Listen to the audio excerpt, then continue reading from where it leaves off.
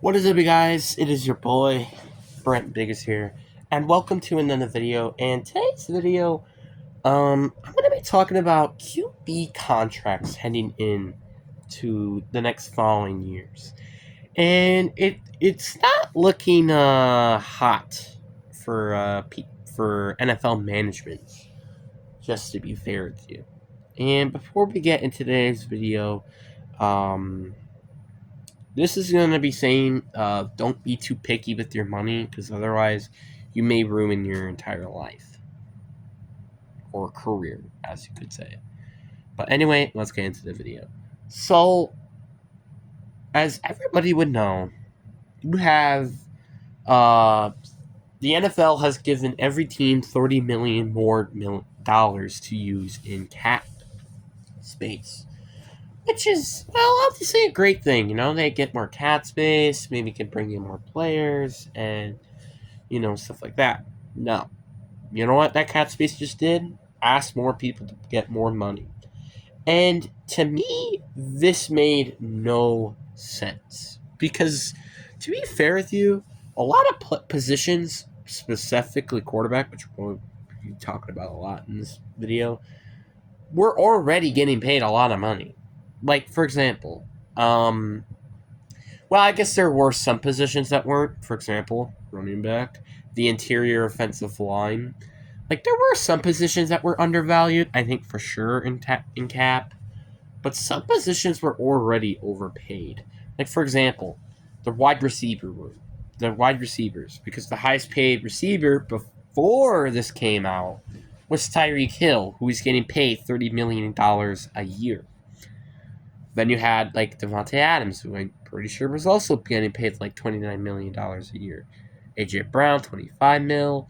DK Metcalf is like 24 mil, I think, or something like that. I think he's in the top 10 of the most highest paid receivers.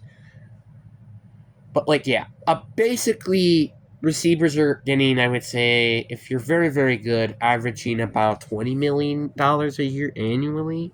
That's kind of insane. This year changed that. AJ Brown is officially the highest paid receiver at $32 million a year, which is insane. Because did everybody just forget that Jalen Hurts just got paid for a contract? So yeah, that's a bit of an issue. And then you have Jared Goff's contract, and this is just for sure that somebody's going to be beating Joe Burrow's contract very, very soon. You see, Jared Goff is, I think, officially the second or third highest paid quarterback in the league. He is, I'm pretty sure, the first quarterback to get a contract after the Tabaka of the $30 million more in cap space. And to me, this is already a bad sign to me. Like, people are, I feel like these NFL players are slowly realizing why are they doing. Like I feel like everybody I'm sorry, but I don't think everybody deserves this much money. Like for example, Joe Burrow. Does this man deserve $60 million a year? No. No, he doesn't. It's like I'm sorry, but like the NFL is giving people way too much money annually. Because I'm looking at like people, for example, like doctors or um, teachers. They're averaging like 180K a year. Teachers, they're averaging about 30K a year. What are these players getting paid? Basically, more money than you would think of. To me, if I was in the NFL and I was a very professional player, like let's say, and specifically at the quarterback position in the say, I would honestly ask for a guarantee contract of about 100 million for a 5-year deal, and it would be 140 million. That's what I would be saying. You're guaranteed 20 million a year, which is insane, and you get so much money afterwards. That is just insane to me. Why nobody in the right mind doesn't realize that you're getting so much money already. It's kind of insane, not to lie. Now, is this a And honestly, you could say this is their fault. The one thing I'm a little sad with is Joe Burrow and him not going with the route that I thought. I thought he's going to be like the Tom Brady. And now the next person, which I hope this is not the case, is Brock Purdy. Brock Purdy might be the next Tom Brady in terms of the contracts and such. And I guess also maybe Patrick Mahomes as well, which again, go freaking figure because he's winning Super Bowls. But the thing is that a lot of teams are just not noticing. And if you're really in a win now mode and you want to compete, like let's say a quarterback who wants to compete more than the money, which I would think of plenty of them, like Kirk Cousins, who got $45 million a year for some stupid reason. Patrick Mahomes, Aaron Rodgers. Patrick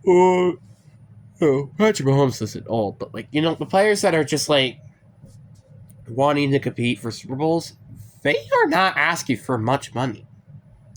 Then you got players like Joe Burrow, Lamar Jackson, Jalen Hurts, Justin Herbert. They're asking for a lot of money to compete for Super Bowls. That is a bit of an issue to me. The fact that you got all these teams competing for Super Bowl and stuff, it's insane. This is why I have a good feeling that there are not going to be a team like the Chiefs, maybe ever again. Because like the thing is like everybody is not realizing that they could just not ask for a ton of money and they can honestly win a ton of Super Bowls. Like this is what I mean. Now with the cap space as it is now, you're looking at like $35 million a year, which by the way is about to be the range of wide receivers. But like let's say that for quarterbacks, that isn't that terrible. Like seriously. Because let's say the highest paid quarterback is what? Joe Burrow. He's getting paid I think like $60 million a year. Look at that and compare it to the cap that they have right now. $285 million. That is basically right about, like, I would say 3/8 of the cap space. That is a bit too much, just to be honest. I know it's the most important position, but it shouldn't be almost about your half of your entire money. I'm just saying. Quarterbacks are just not valued that much, in my opinion. And you can blame me all you want about it, but I don't think they should be getting paid this much. Especially also wide receivers. Like, people realize that these players are getting paid way too much to play for their teams. Like, to be honest, if I was in the NFL, I would not be asking for a lot of money. I would be asking for like $1 million a year annual. That is not a lot of money if you're looking at how much the NFL is paying for. Like, and even you got rookies now these days are getting paid a lot. Like, I think Marvin Harrison is getting paid like what, $5 million a year when he was already getting paid like, I think it was maybe $12 million a year in college. I don't remember, but like again, it was something like that, and that's kind of insane. And the thing with Marvin Harrison, which is going to be a little interesting, and also this is one reason why I'm actually looking forward to Arch Manning coming into the league, is he's in a family where they already have life-changing money. Like Arch Manning, which is a perfect example, because he had three players who were getting a ton of money. Eli Manning, I think it was Archie Manning, I don't know, something like that. The grandfather, basically, of Arch Manning, and Peyton Manning and Eli Manning. All of these guys, I bet you, have probably gotten combined of like $500 million in their career, at least. At least. That is how much money they probably already have already. Which is why I'm very looking forward to seeing how Arch Manning is going to be heading into, well, this season. Well, or when he gets to the NFL and his rookie contract is done. Is he going to get the life-changing money, get more of it, or is he not going to get as much as money as a lot of quarterbacks these days are getting? you never know until he gets to the league, which he's going to be probably very soon, I imagine, because he's a sophomore right now. So I imagine we're waiting maybe 2 more years for that. And by the way, I will be in high school during that time. And let's say I made it to the NFL and I was an offensive lineman, there is an actual chance that I could be potentially protecting Arch Manning. I'm not kidding. Like, there is a chance, and you never know. And yeah. So I'm very looking forward to seeing how that situation is going to work. But the one thing I'm not looking forward to is to seeing the increase in salary for quarterbacks. Because the heading into the season, quarterbacks that are going to expect to get paid, we have Dak Prescott, because he's on his final year of his contract, $59.8 million.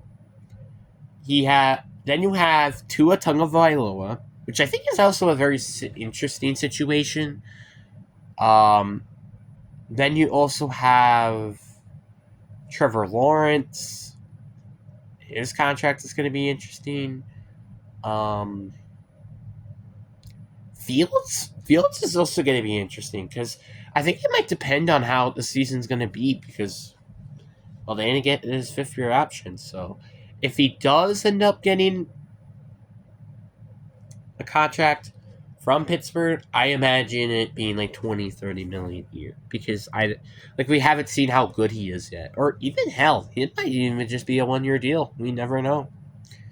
Same thing like Jordan Love had, and Jordan Love is the next person that I want to bring up. Jordan Love, I'm very curious to see what this is going to be.